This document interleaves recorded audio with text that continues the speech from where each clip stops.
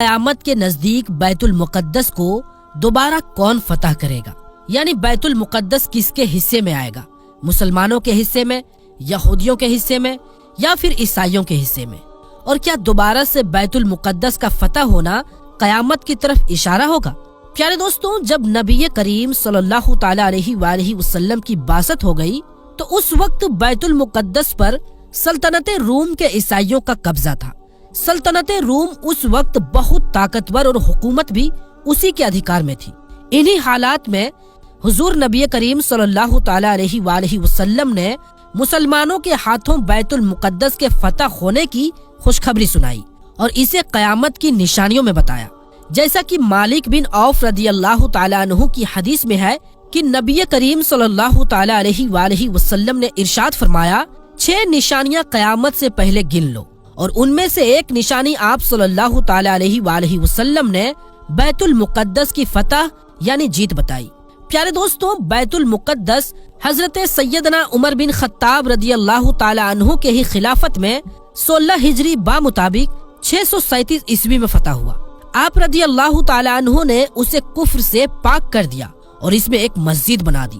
بیت المقدس 2 بار فتح ہوا، ایک بار سیدنا عمر بن خطاب رضی اللہ تعالی عنہ کے خلافت میں، اور دوسری بار سلطان صلاح الدین ایوبی رحمت اللہ تعالی علیہ کے خلافت میں 583 ہجری بامطابق 1178 عیسوی میں، اور ایک بار پھر اللہ تبارک و تعالی کے حکم سے ایک مومن جماعت کے ہاتھوں فتح ہوگا، یہاں تک کہ درخت یعنی پیڑ اور پتھر بھی بول کر کہیں گے کہ اے مسلمان، اے اللہ تبارک و تعالی کے بندے، یہ ایک یہودی میرے پیچھے چھپا ہوا ہے، آؤ اور اسے جلدی سے قتل کر ڈالو۔ پیارے دوستوں، ان احادیث سے پتہ چلتا ہے کہ بیت المقدس کی فتح نشچت ہے اور بیت المقدس ضرور فتح ہو کر رہے گا۔ لیکن اب دیکھنا یہ ہے کہ مسلم دیشوں کی ایمانی طاقت کب بیدار ہوتی ہے اور ان کے اندر غیرت کب بیدار ہوتی ہے، اور کب وہ اپنے فلسطینی بھائیوں کی مدد کرتے ہیں اور یہودیوں کے خلاف جہاد کرتے ہیں۔ اور حضور نبی کریم صلی اللہ تعالی علیہ وآلہ وسلم نے ارشاد فرمایا، بیت المقدس کے آباد ہونے سے مدینہ کی بربادی شروع ہو جائے گی۔ مدینہ کی بربادی ہوئی تو ایک جنگ شروع ہوگا، اور وہ جنگ شروع ہوا تو قسطنطنیہ فتح ہو جائے گا، اور جب قسطنطنیہ فتح ہو گیا تو پھر جلد ہی دجال نکلے گا۔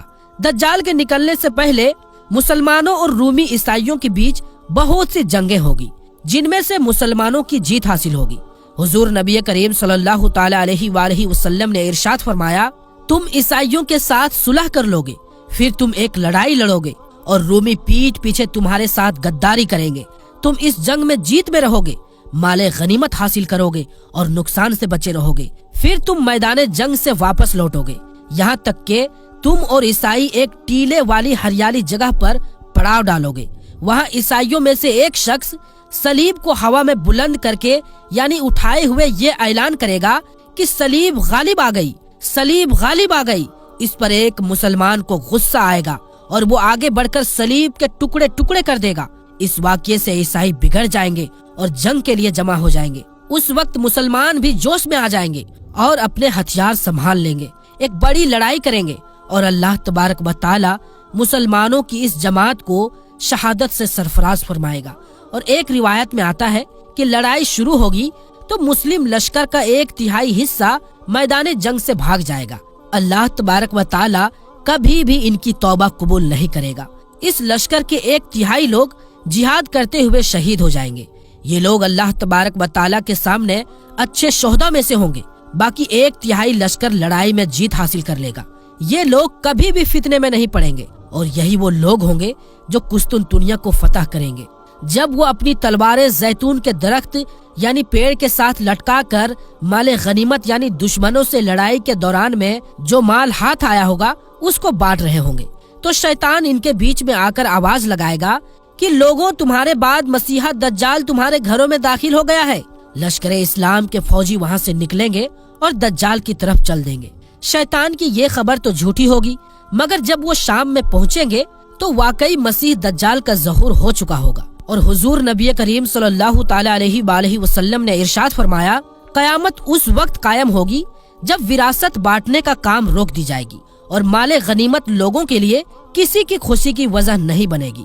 پھر آپ صلی اللہ علیہ وآلہ وسلم نے شام کی طرف ہاتھ کا اشارہ کر کے ارشاد فرمایا، दुश्मनाने इस्लाम वहाँ जंग के लिए जमा होंगे और मुसलमान भी इनका मुकाबला करने के लिए वहाँ इकट्ठे होंगे।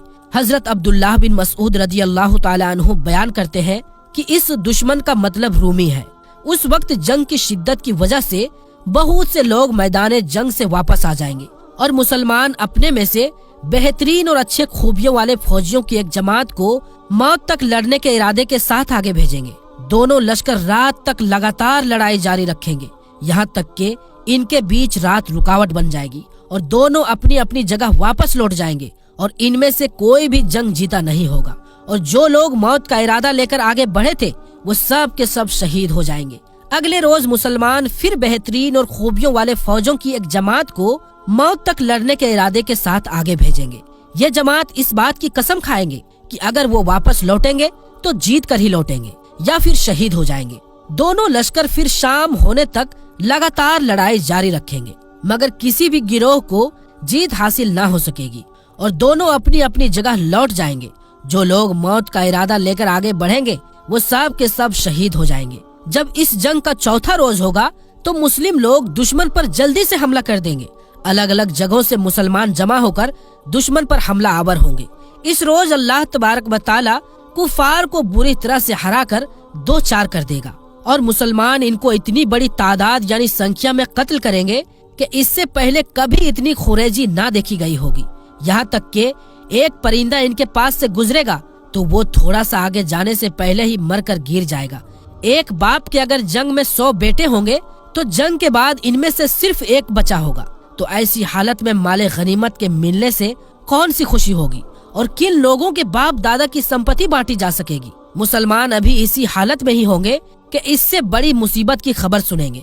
एक इंसान पुकार कर कहेगा, लोगों दज्जाल तुम्हारे पीछे बाल बच्चे में घुस आया है। ये सुनते ही वो सब कुछ छोड़ छाड़ कर अपने घर बार की तरफ रुख करेंगे और फौरी तौर पर 10 सवारों को हालात का जायजा लेने के लिए भेजेंगे। नबी करीम सल्लल्लाहु ताला अलैहि वसल्लम ने इरशाद फरमाया, मैं इन सवारों के नाम, इनके बापों के नाम और इनके घोड़ों के रंग तक जानता हूँ और वो इस जमाने में रूए जमीन के बेहतरीन घुड़सवार होंगे। प्यारे दोस्तों, इस हदीस से आप बखूबी अंदाजा लगा सकते हैं कि हुजूर नबी करीम सल्लल्लाहु ताला अलैहि वसल्लम को गैब का इल्म था। और जो नादान और गुस्ताख ये कहते हैं कि हुजूर सल्लल्लाहु ताला अलैहि वसल्लम को गैब का इल्म ही नहीं, आप सल्लल्लाहु ताला अलैहि वसल्लम को दीवार के पीछे का भी इल्म नहीं, और जितना आप सल्लल्लाहु ताला अलैहि वसल्लम के पास इल्म है इतना तो जानवरों के पास भी है। महाज़ल्लाह, उनकी अक्लों पर हैरत होती है। जबकि सैयदी आला हजरत इमाम अहमद रजा खान फाजिले बरेलवी रहमतुल्लाहि ताला अलैहि इरशाद फरमाते हैं कि और कोई गैब क्या तुझसे नेहा हो भला, जब न खुदा ही छुपा तुम पे करोड़ों दुरूद। बहरहाल प्यारे दोस्तों, इस बड़ी जंग के लिए मुसलमानों के जमा होने की जगह उस वक्त गोता शहर दमिश्क में होगी। ये लश्कर उस वक्त रुए जमीन पर बेहतरीन लश्कर होगा। अल्लाह तबारक व तआला इन्हें ईसाइयों पर जीत नसीब फरमाएगा। चुनांचे इस जंग के बाद जब मुसलमान शाम अपने घरों को वापस आएंगे तो दज्जाल जाहिर हो चुका होगा और दज्जाल पूरी दुनिया के अंदर घूमकर फितना और फसाद बर्पा करेगा और लोगों को कहेगा कि मैं तुम्हारा खुदा हूँ, मुझको अपना रब मानो, और लोगों का ईमान तबाह बर्बाद करेगा। और जब वो जाहिर होगा तो सारे के सारे यहूदी उसके साथ मिल जाएंगे, क्योंकि यहूदियों का अकीदा है कि उनका मसीह दज्जाल आने वाला है। और हुजूर नबी करीम सल्लल्लाहु ताला अलैहि वसल्लम से पूछा गया कि दज्जाल की जमीन पर रफ्तार क्या होगी, तो आप सल्लल्लाहु ताला अलैहि वसल्लम ने इरशाद फरमाया, वो उस वक्त बारिश की तरह होगा जिसके पीछे हवा हो। मतलब ये है कि वो बहुत ही तेजी से जमीन के हर हिस्से में पहुंच जाएगा और पूरी जमीन पर वो घूमेगा। हजरत जाबिर रदी अल्लाह ताला अन्हु बयान करते हैं कि नबी करीम सल्लल्लाहु ताला अलैहि वसल्लम ने इरशाद फरमाया, दज्जाल उस वक्त निकलेगा जब लोगों में दीन की कमी होगी और इल्म खत्म हो चुका होगा और जमीन में 40 रोज तक फिरेगा। इनमें से एक दिन 1 साल की तरह, एक दिन 1 महीने की तरह और एक दिन 1 हफ्ते के बराबर होगा। बाकी तमाम दिन तुम्हारे आम दिनों की तरह ही होंगे। इसके पास एक गधा होगा जिस पर वो सवार होगा। इसके दोनों कानों के बीच 40 हाथ का फासला होगा। वो लोगों के पास आकर कहेगा, मैं तुम्हारा रब हूँ, हालांकि वो एक आंख से काना होगा और तुम्हारा रब हरगिज ऐसा नहीं है। इसकी दोनों आंखों के दरमियान काफ, फा और रा यानी कि काफिर लिखा होगा। हर मोमिन इसे पढ़ लेगा, चाहे वो पढ़ा लिखा हो या ना हो। वो हर पानी और नदी नाले के पास से गुजरेगा, मगर मक्का और मदीना में दाखिल ना हो सकेगा, क्योंकि अल्लाह तबारक व ताला ने ये दोनों शहर उस पर हराम कर दिए हैं और फरिश्ते इन शहरों के दरवाजों पर पहरा देंगे। फिर आखिरकार हजरत ईसा अलैहिस्सलाम दज्जाल को बाबे लूत में कत्ल करेंगे। हुजूर नबी करीम सल्लल्लाहु तआला अलैहि वसल्लम ने इरशाद फरमाया, ईसा इब्ने मरियम अलैहिस्सलाम दज्जाल को बाबे लूत में कत्ल करेंगे। हजरत अबू हुरैरा रदियल्लाहु ताला अन्हु बयान करते हैं कि हुजूर नबी करीम सल्लल्लाहु तआला अलैहि वसल्लम ने इरशाद फरमाया, मुसलमान जंग की तैयारी कर रहे होंगे, जब सफे दुरुस्त कर लेंगे तो नमाज का वक्त हो जाएगा। ऐन उसी वक्त हजरत ईसा अलैहिस्सलाम नुज़ुल फरमाएंगे और हजरत ईसा अलैहिस्सलाम मशरिक की दमिश्क में सफेद मीनार के करीब दो रंगदार कपड़ों में दो फरिश्तों के परों पर अपनी हथेलियां रखे हुए नुज़ुल फरमाएंगे। वो जब सर झुकाएंगे तो इससे पानी के कतरे टपकेगी और जब सर मुबारक को ऊपर उठाएंगे तो इससे पानी की चमकदार कतरे मोतियों की तरह झड़ेंगी। जैसा कि काफिर हजरत ईसा अलैहिस्सलाम के सांस की खुशबू पाएगा उसी वक्त मर जाएगा।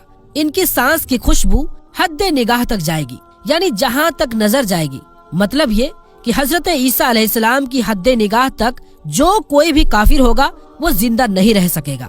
नबी करीम सल्लल्लाहु तआला अलैहि वसल्लम ने ये भी खबर दी कि नुज़ूल ईसा अलैहिस्सलाम के वक्त मुसलमान नमाज के लिए तैयार कर चुके होंगे। इनके कायद इमाम मेहदी रदियल्लाहु ताला अन्हु होंगे। हजरत इमाम मेहदी रदियल्लाहु ताला अन्हु नमाज की इमामत के लिए मुसल्ले पर खड़े ही होंगे कि हजरत ईसा अलैहिस्सलाम नुज़ुल फरमाएंगे। हजरत इमाम मेहदी रदियल्लाहु ताला अन्हु फौरन उल्टे पांव पीछे आ जाएंगे।